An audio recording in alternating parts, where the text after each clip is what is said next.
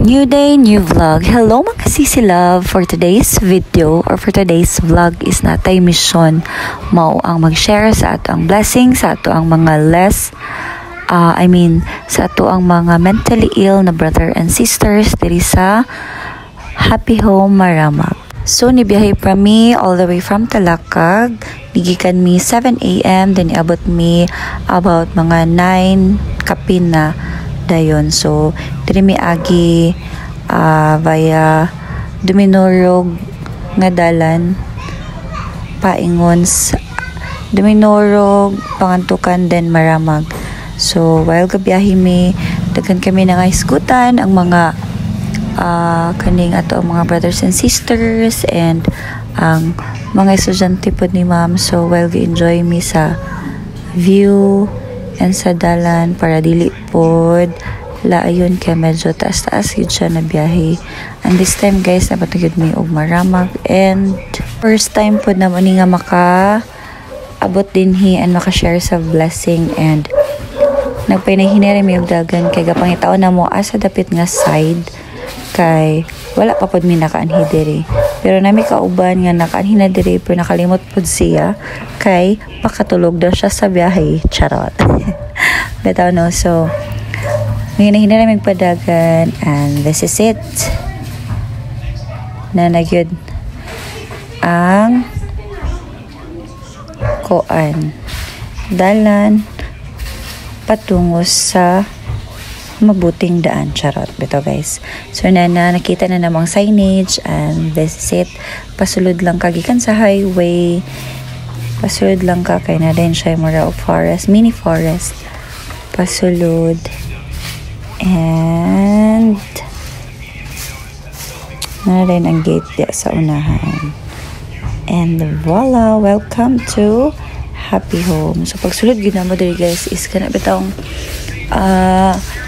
makita nimo ang sinaanay mga kanang mga igsuon na to nga kana bitong mga manageable na ni sila. So ginapagawa sila sa ilahang quarter. So this time guys is while gawait pa mi kang father is gitur mi sa ilang staff. So explain niya na sila tagsa gyud ka kanang room nga wala gyud sila gipang tipok tanan. So na sila mga tenants na kanang medyo dili gyud siya ma-manage kay kana bitang aggressive. So diri gitur mi niya sa mga kuan sa mga ward sa kaning mga patients dinhi. So daghan kay sila diri no and niduol mi diri na side and nakakot sa among attention is kaning isa ka patient na babae siya kanang nagbasa siya og Bible and ang cover sa iyang Bible guys is nagisi na siya pero nagbasa gihapon siya. So di ba kanang amazing kay despite sa ilahang status or sa ilang kasinatian guys kana bitong kanang maluoy ka nga kana bitong makaingid ka nga ay ganoon na ka ba nga kanang grateful po day kano kay kanang lahi ragid kayo ang ilahang kuan kahimtang didto. May uban daw din mga kuan nga kanang wala na gyud daw gikuan sa family like gibilin lang diha na patient dito nga gibilin lang daw sa friend and wala manggali daw sila kabalo sa details and bisan unsa so gibilin lang din napod sila magipang-adapt nga kanang wala na gyud gibalikan or wala na bitaw gikuha sa family. So so kompleto ni sila diri guys na pa mga gaatan sila nga mga physician, mga psychiatrist og uban pa and napod sila kanang semi-private na ward nga kana bitang naman po yung mga patient diri nga full support yun ang family para sa fast recovery no.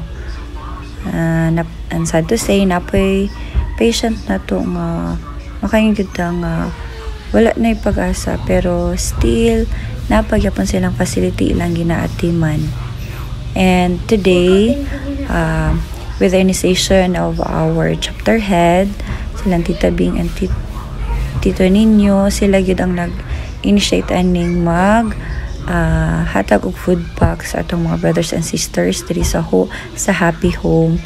And isa sa tulay og dalan ani is si Father Andrew and si Ma'am Pikot, nga kanang mao gyud ni ilahang devotion dinhi ang magpakaon sa ato ang mga igsuon nga mga mentally ill. So before me naghatag sa amo ang tumong dinhi is nag offer pa og mass, and this time guys is hinahinay na mi og prepare and kuha sa mga food pack na mo ang gidala diri para sa ila. So and na po yung mga youth na gilala si Father Andrew para mag-help nga ipang-distribute sa atong mga brothers and sisters diri sa Happy Home.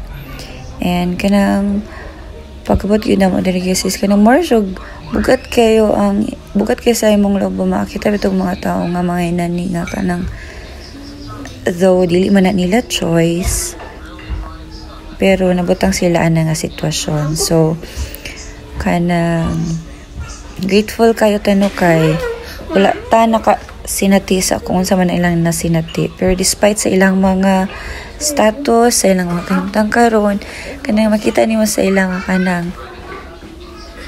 kanang strive for life, for living, despite kanang marag dependent pa sila